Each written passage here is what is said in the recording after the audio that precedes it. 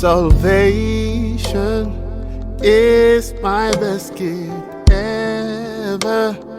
You're the tree of life. I was lost, now I am found. Ese birashoboka ko wakwizera Imana kurusha uko wizera telefone yawe? Kuki wizera telefone yawe kurusha uko wizera Imana? Nukubera iki?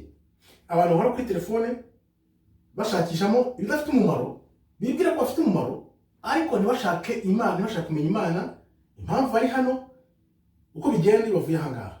Ese ni kangahe ku munsi utekereza Imana? Ni kangahe ku munsi ufata telefone yawe mu ntoki? Kangahe ku munsi ufata telefone yawe mu ntoki? Kangahe ku munsi ufata telefone yawe mu ntoki? Uburebamo iki? Ese ni kangahe ukoresha telefone yawe ushakishamo ubwami bw'Imana cyangwa ushaka kumenya ubwenge bw'Imana kugira ngo wigorore n'Imana? Reka turebe. Ibuka ko umwuka ntabwo uri umubiri. Kugira ngo rero ushimishe umubiri wawe ufata n'iyo telefone yawe urebamo byose, ahubwo n'umwuka wawe kurimo ushimishe, usigasire ukoresha ijambo ry'Imana. Ijambo ry'Imana nibyo biryo by'umwuka wera ukurimo, umwuka Imana yagusizemo kugira ngo ugire ubugingo. Yawe buri hano ubwitwaremo neza, n'ubu zaza nyuma y'ubu ngubu nabwo uzabwitwaremo neza. Ijambo ry'Imana umunsi ku munsi, umunsi ku munsi ukaryihata n'ubwenge bwawe bwose n'imbaraga zawe zose n'umutima wawe wose ukabishyiraho umutima, ugashaka Imana byanyabyo, Imana izakwiyereka. Reka turebe rero, tuzi neza ko umunsi umwe tuzapfa. Umunsi umwe tuzava hano tugende. Tuzava hano tujyanye iki? Ibintu byose tubyizirikaho, amazu, amamodoka, amafaranga, ibintu byose wakumva utekereza byose, ariko amaherezo birangira byose tubisize hano. Ntumenya ubisigiye, ntabwo nabazaza kubwira ngo ibintu wasigiye dore ko nabikoresheje, dore umumaro byamariye ko nabazabisiga, abibundi gutyo bisigara, kuko nyine n'iby'isi birasigara, ariko ubugingo bwawe buzajya he? Uzaba wariyunze n'Imana gute mu mutima wawe, mu bugingo bwawe nyuma y'ubuzima. Kuko ubuzima ntabwo burangirira hano iyo tuvuye aha, ahubwo nibwo waba butangiye. Niyo mpamvu tugomba kwigorora n'Imana, tukamenya tuti turi hano kubera iki? Tugashaka ibyerekeye ijuru n'ubwami bw'Imana, ureke ibyo abantu batubeshye, abazungu bagiye batubeshya, tukagenda tubyipakurura buhoro buhoro kugeza igihe tubonye ukuri nyakuri, tugushakira muri ayo matelefone baduhaye. Kuko ayo matelefone umuntu ufite ni nk'akado, Imana yaguhaye. Tudore ngo uhaye aho ushakira hafi, dore byari biguhishe, dore byose nabishyize ahagaragara, shaka. Ariko wowe ukirirwa nyine urimo wenda mu matiki ntiwamenya, urimo urashakamo ibidafite umumaro, bukira bugacya, ariko umunyabwenge iyo telefone ayishakishamo ibihishe cyane cyane byerekeye ubwami bw'Imana. Reka turebe rero, ese ubuzima bumaze iki niyo ibintu byose nta mumaro? Uzajya kumva abantu bavuze n'ubundi nta mumaro ibintu bifite. No muri biriya biranditse ngo ibintu byose nta mumaro, ni ubusa. Niba ari ubusa, kuki tubyizirikaho? Ahubwo kuba tubyizirikaho nubwo tutazi ko ari ubusa. Uramutse umenye ko ibintu ari ubusa, nubwo bwose tubikenera, bidufasha muri ubuzima bwo muri nosi, ariko wibigira ikigirwamana, wibigira umwihariko wo kuvuga ngo nibyo bya mbere ugenderaho, aho kugira ngo ushakishe Imana. Shakisha ibyo bintu, ariko noneho ushaka Imana, noneho Imana ikugezeho, aho kwizirika ku bintu gusa ngo wibagirwe Imana yawe. Ufate telefone wirirwe sinzi ibyo urimo, ibyo mujye muri telefone murabizi, ariko ibyo bintu urimo muri telefone umunsi ku munsi. Ibaze, yaba ibyo ushakira muri telefone wabishakagamo nk'uko ushaka Imana, ugashaka Imana nk'uko ushaka ibyo ushakira muri telefone, ubuzima bwawe bwahinduka mu cyumweru kimwe bitarenze ukwezi kumwe. Waba ureba ukuntu ugira ubusabane n'Imana, ugakunda Imana, ugasoma ijambo, ukuzura umwuka, nawe ukaba mushya muri Kristo. Nicyo nkwifuriza, kuko nta wandushaga kumva ngo ndafata iyo telefone cyangwa igezweho, ndafata iki kigezweho, ndagendera kuri ibi, ariko naciye bugufi. Imana iranyereka, menya ko ubwami bw'Imana no kumenya ijambo ry'Imana nta kintu kiruta muri yose.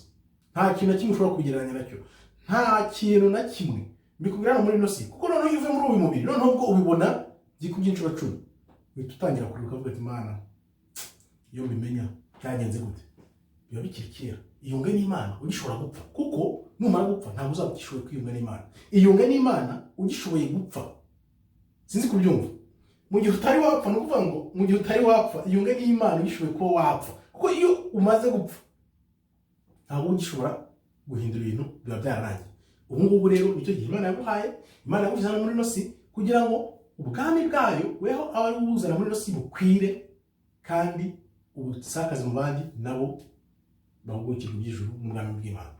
Reka turebe rero niyo mpamvu ibintu bishobora guhinduka mu munota umwe n'isegonda rimwe abantu agenda abantu ibyo babandika atari kuvuga gusa ngo ndebeye ku byahise cyangwa se amayerekwa cyangwa se ubusesenguzi cyane cyane urewe naho ku byahise ukareba ibintu abantu babandika ukareba ukuntu bavuga ariko noneho ukibaza ukavuga uti abantu ntabwo bariho wenda ibi bintu biba cyangwa se ntibabyitaho ibintu bihinduka mu munota umwe gusa abantu bagakwiye imishwaro ni ukuvuga ngo niba uzi ko ibintu bishobora guhinduka umunsi umwe mu munota umwe mu isegonda rimwe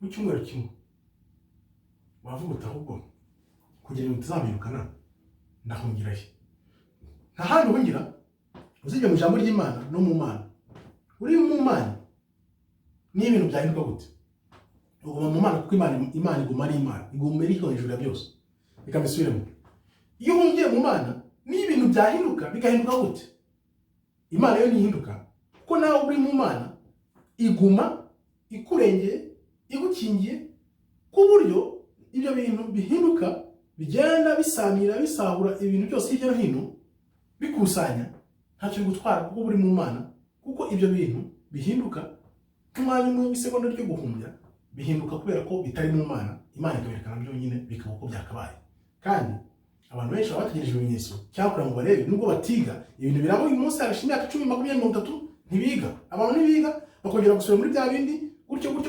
icyaje kuntangaza cyatumye mbona impamvu bigora bimeze gutyo ari uburerekane ari zunguruka nuko abantu nta kintu amateka bigisha nukuvuga ngo ikibitera nuko abari bariho ayo mateka ba ntabwo abari bo bakiriho nyuma y'imyaka 30 imyumvire y'abantu igenda ihinduka kubera ababa bakiri bato bakagenda bakura no mu kindi cyerekezo gihabanye n'ibintu biba byarabaye mu gihe cyahise nuko nkuko rero batumurongo bamenye kwigira ku byabaye ngo baca kenge aho bashakisha Imana nuko abantu batana bamenye yuko ibyo byabaye ari amasomo bagomba kwigira mu buzima kugira ngo bafatire ngaho no bigorore nuko abantu batumurongo bakagenda mwisi ikabayobya aho kugira ngo bakurikire Imana ibayobore kandi ibaho ubugingo. Reka turebe rero nyuma y'ubuzima muri paradizo cyangwa ijuru uko babivuga uzajya yute wiri gufasha telefone yawe uvugamo amatiku usebanya udashakamo Imana aho ushakamo ibintu by'indonke cyangwa n'ibindi bintu bicukwi n'ijambo ry'Imana fata iyo telefone yawe uyikoreshe ushaka kumenya ugira inyota yo kumenya ubwenge bwawe kuko Imana yaragufunguriye irayiguhiga iyo telefone harimo ibintu byose haravuga ngo ni bya satani aho ngo ni bya satani baba pastor bakera bavuga ngo ni ibintu bya satani kwigisha ijambo ry'Imana ngo kuri za computer no kuri za telefone cyose byaragaragaye twabitangiye kera bavuga ngo ni bya satani n'ibyo byose byarakubise baje kuri internet avuga mu bya 10 ndashaka 10 muri telefone muri internet kandi yarabyita ngo ni bya satani aho uvuga niba yarabyita bya satani none nawe akaba yariyotse ubwo ni uvuga ngo wa satani nawe ibyo rero tubyihorera nyuma y'ubuzima ugomba kwigorora n'Imana kiri muri ubu buzima bwa hano muri ino si kugira ngo witegure umugambi w'Imana ya nyuma y'ubuzima kuko ubuzima butangira iyo uvuye muri ubuzima bw'umubiri tubona nibwo ubuzima nyabuzima bwo butangiye shakisha Imana rero n'umutima wawe wose n'ubwenge bwawe bwose n'imbaraga zawe zose kugira ngo Imana iguhe ubugingo kandi uzabeho uvuga ati Imana narakumenye nawe uramenya nicyo kinyijije. Murakoze rero Imana ikomeze ibarinde. Shalom, shalom, shalom.